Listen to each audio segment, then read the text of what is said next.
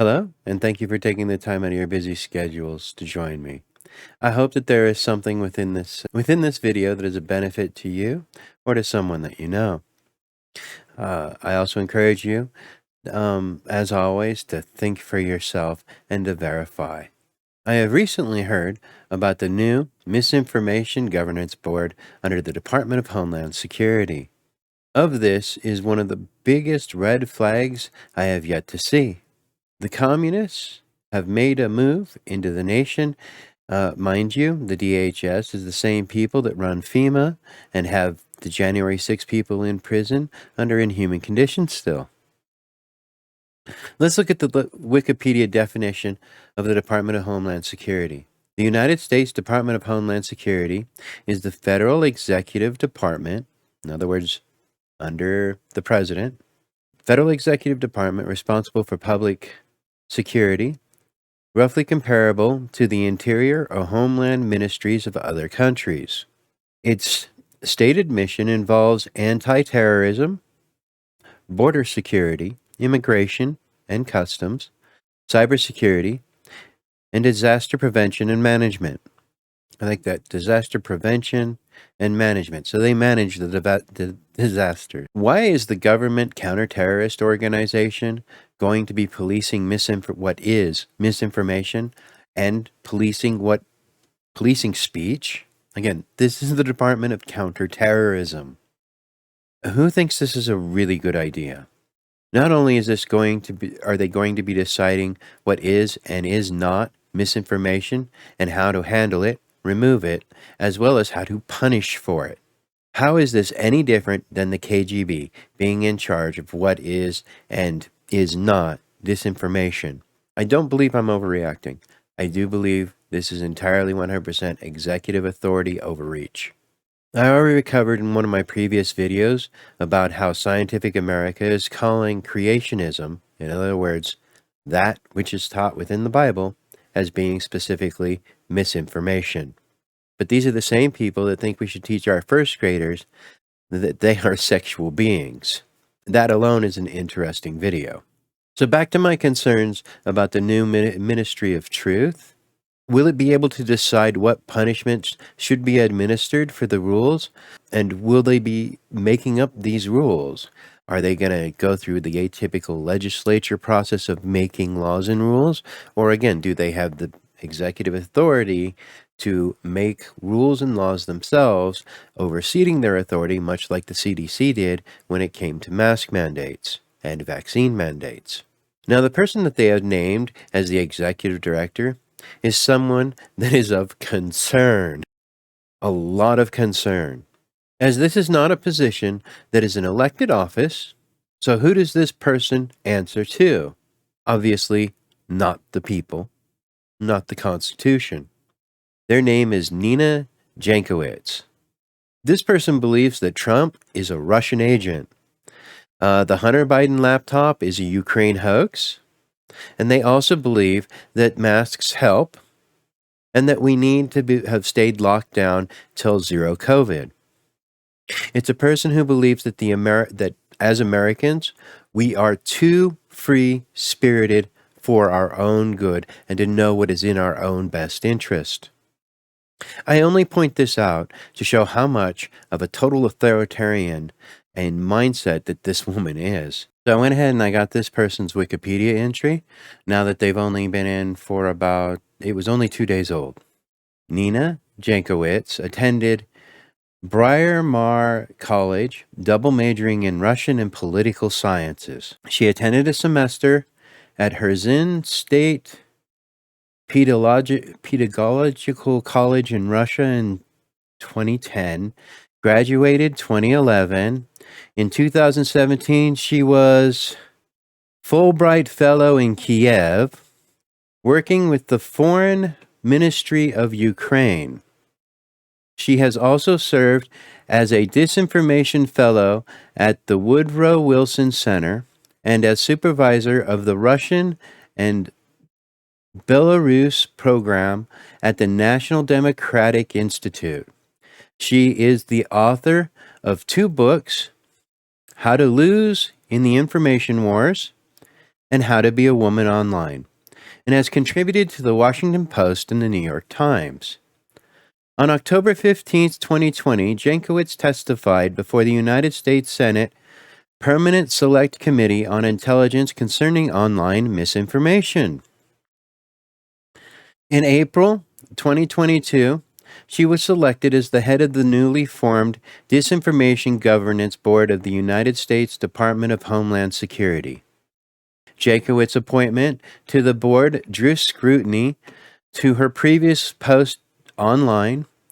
National Review and the Washington Examiner criticized her criticism of the Hunter Biden laptop story, which she sought to discredit as Russian disinformation. As we all know, and I'll pause right here from reading, the Hunter Biden laptop is 100% true, that the feds had it for a whole year before Rudy Giuliani was even shown it. And the feds did nothing about it but tried to suppress it themselves, so that the American people would not be aware of what's going on. Even now, Mr. Biden failed to disclose $5 million for tax purposes. And while he sits there and says that the rich should pay their fair share, he doesn't think Disney should lose its special tax status. He doesn't think that Disney should lose its special tax status. So I'm going to go ahead. I'm going to read some more from her Wikipedia. She received further criticism separately in both the Washington Examiner and National Review for her praise of Christopher Steele, author of the Steele dossiers. Again, as we know, Steele dossiers 100% fake information created by the Hillary Clinton campaign in an attempt to discredit Trump. But this current person believes that they are 100% true information. We're not seeing, again, do you see the partisanship here? On April 29th, Republican Senator Josh Halloway criticized Jankowitz leftist radical views on Twitter. Jankowitz argued that at least one of her tweets was taken out of context, while the National Review asserted that she has a spotty record of identifying disinformation as well as her considerable role in promoting it. This alone gives me concern. What really gets under my skin is this. It's such a partisan hard left-wing thing that it's not even a position that the American people can vote on, and now the Constitution stands once again in the way of the executive orders from the Biden administration. This is where I want to point out, other than Mussolini, all other dictators that we know of, and most dictators that we know of, over time have been placed there by being democratically elected. And who else in recent history had the Ministry of Truth? We have Joe Stalin, we have Joe Lennon, Joe Goebbels, and now we have Joe Biden. He's in a good crowd, I guess. Worse, what if someone is worse than the person who Joe Biden has currently picked? What if it's someone else? This is in response to Elon Musk buying Twitter as well. They couldn't get the 230 passed quick enough, so the executive branch created a new office for censorship. If it is about disinformation, then we should insist on a free press.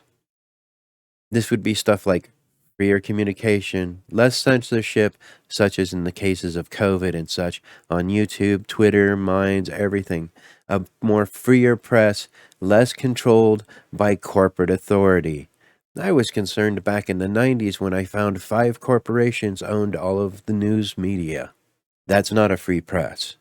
Sometimes we do not have, as the press is down to 3 companies in the media, news stations, etc.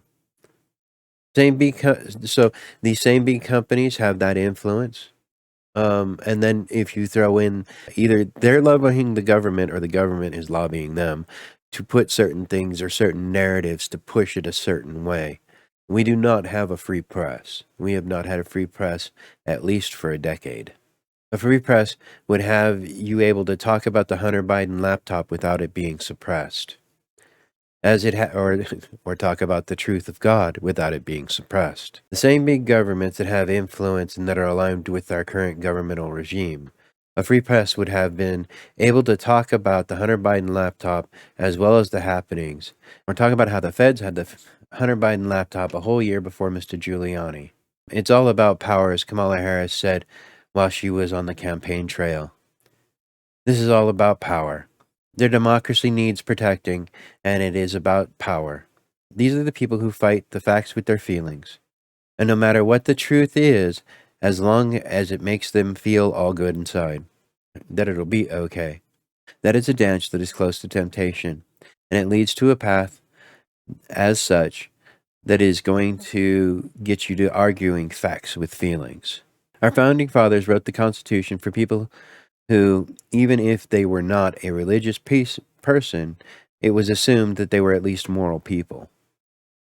They are replacing Christianity with the woke agenda, in which you are given your rights by the state, or at least that is what they believe according to the woke agenda. With this, and the speech that I read at the White House, .gov, remarks by President Biden of the 2022 National and State Teacher of the Year event, in which he was saying, because look, these aren't, we always talk about these children. They're not someone else's children. They're our children, he said in reference to the teachers. And they are the kite strings that literally lift the nation's ambitions aloft in the literal sense. Think about it. Why do we consider it okay for people we do not even know to tell our children about fornication before they even reach an age of consent? And now you have Biden telling us to affirm our children's sexuality? Again, there are some conflicts of obvious interest here as to regards of whether Mr. Biden is a good Catholic, a practicing Catholic as well, as opposed to just a hearer of the word. So I'm off topic now, and to bring it back on topic, what happened to free and honest press? Lately, as we have seen, the government has kept the news and the press from speaking freely already, and now this implies that the free press will now be silenced. How long before we are thrown in the gulag for a meme about Camel Toe Harris? On YouTube, there is some topics that you still can't talk about. And with the Department of Homeland Security deciding what is misinformation, you could find yourself spending some time in a reform prison, much like in China, if they continue with this misinformation governance board. This should be something of concern to be concerned about. Contact your state rep, your state senators, and let them know that you do not wish the misinformation governance board and that anyone that supports it supports dictatorship and is against the Constitution. They should be elected out of office as soon as possible. Seriously, we do not really want a government deciding what is smart enough, or deciding whether you are or are not smart enough to handle the truth. The truth of the Bible is misinformation, as I've already said. They are pushing that agenda. Be careful that this is not the death of the freedom of religion as well, that it will be silenced by the state at the moment the religion does not fit the narrative. As such, I will say that God has the power to heal you of COVID, unless it is your time to go. After all, we're talking about a government that is okay with people being fired over religious exemptions and vaccines, even to the point of issuing an executive order demanding that the vaccine be taken or else you are fired. Zero religious belief from a Catholic. To quote Biden, again from his speech I mentioned from the White House correspondence, I'll leave a link down below so that you can actually read it, and I do encourage you to read it, as he said a lot in that speech that would make any parent concerned. Remember what Plato said, and I'll paraphrase, said Joe Biden. The penalty good people pay for not being involved in politics is being governed by people worse than themselves. So before I end this, I just want to say, look to your state governors and where they stand on the issues, such as did they support COVID lockdowns. I think this is how the governors should be voted out of office at the nearest possible election. I want to say thank you very much for taking the time out of your very busy schedules to join me. Please think for yourselves. Take a look at what I've said. Go ahead and do the research for yourself. Please like, subscribe, and share this video. I hope that you have a very beautiful day. God bless you. God bless America.